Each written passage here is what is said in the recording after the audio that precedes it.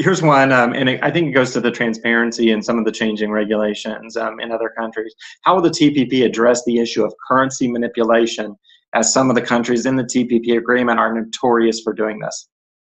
So currency manipulation is not addressed in TPP.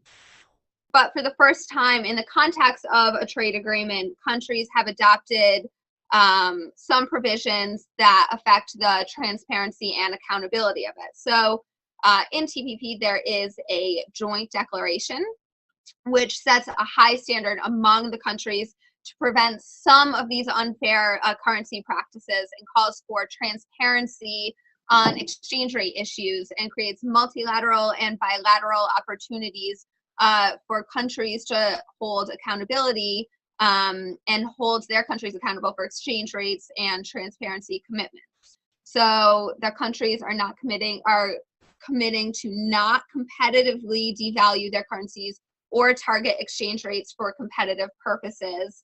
And all TPP countries are committing to disclose foreign exchange intervention that would weaken their currencies. And the joint declaration, which is kind of like a side letter, creates the TPP macroeconomic group, which is kind of a committee that will meet annually to address and discuss any exchange rate concerns or issues. So these can be brought up by the leaders of TPP countries in just a small TPP group if there are any concerns.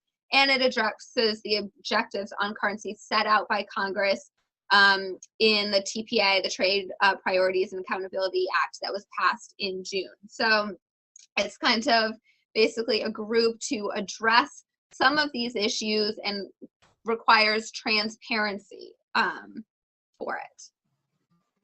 Great. Thanks for such detail. You're amazing.